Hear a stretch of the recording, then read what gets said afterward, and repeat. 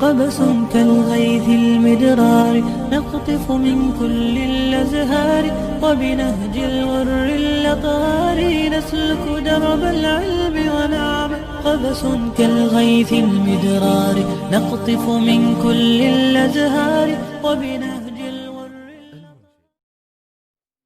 فلسفadii dunida ugu waaweyneyd ka mid ah falsafo Faransiisa oo falsafa alwujuudiyya existentialist yalada falsafada la qolada rumaysanayd ayaa wuxuu arkay xaaskiisii oo qoslaysa dabeetana miduu geliyay u dilay boolisku la hadlo wuxuu yidhi waxaan dilay xaaskaygii qaanuunku shaqadiinii wixii u baahnayd in boolisku ha qabto waa akbar caql filosofi faransa boliskii way yaabeen hebel professor hebel oo caqligii faransaba ugu weynaa waxaa lala hadlay janankii booliska haystay wasiiru daakhiliya la gaadhsiiyey madaxweynahay tagtay Giscard ayaa madaxweyne markaa ka ah yani markuu hogaaminaya dastuurka Yurub ay qoranayso madaxda Giscard waxa la yidhi akbar filosofi عندنا bah haweentiisii xaaskiisii dilay maxaa la sameeyay حينادين عار على فرنسا أن تعقل عقلها وعيب بينادين ما أنت فرنسيس عقلي وقوينا ولا هاي نحره مصحة عقلية هلا جاية بالي لا هذا كحمصانية ما ده حكيت شيء هي هلا جاية مين كان سؤال شيء سويدين تلي وحويا محو دلي بلاي إنه لش طبعا هدف الهين فلسفة يروح عليه نلاش أنا نشوف هدف ماله whatsoever نقدر له wax kasta aan qabto wax kasta la sameeyo soo la dhiman maayo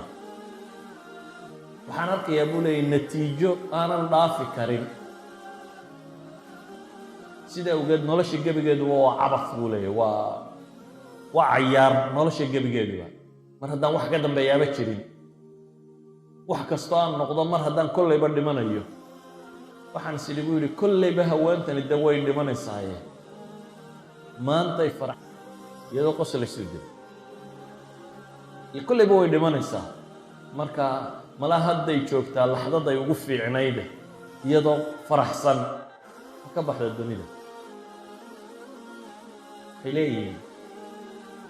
dagaal lama gala bay leeyihiin aada og tahay inaad jabayso ciidanku haddii la yidhahdo dagaalka waynu gelaynaa laakiin waa layna jabinayaa ciidama dagaalamaysaa hadday xaqiiqo tahay in lagu jabinayo dagaalku macno kuma markaad rajo qabto ee inaad guulaysanaysa ama wax jabinayso dagaalku qiimo samaynaya wuxuu leeyahay nolosha tan haddiiba la dhimanayo maxay qiimo leedahay wax kastoo aan soo sameeyo soo ka tegi maayo therefore wuxuu baan dooran karaa buu leeyahay laxdada aan ugu farxad badanaya inaan ka baxo that's why maanta Yurub qaamiyahanadeedu xorriyaadka ku doodayaan waxaa ka mid ah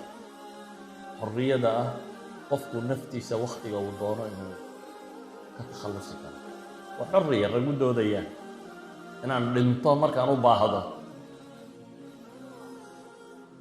wasaaradda caafimaadku bay leeyihiin qofkii u yimaado yidhaahda waxaan rabaa nolosha inaan ka tago waa inay aqbashaa inay nolosha dhaafiso waa tii loo dhistay in nolosha la isku hayo oo dadka lagu xejiyo nolosha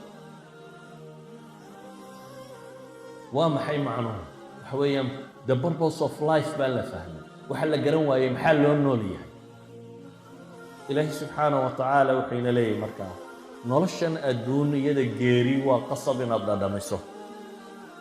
waxaad se ajarkaaga ugu weyn helaysaa maalinta qiyaame ee guusha dhabtii waxa weeyaan baa ilaahay leeyahay faman zuxzixa cani innaari wa udkhila aljannata faqad faaz qofka naar la dhaafiyo ee janno la geeyo kaas baa guulaystay baa ilaahay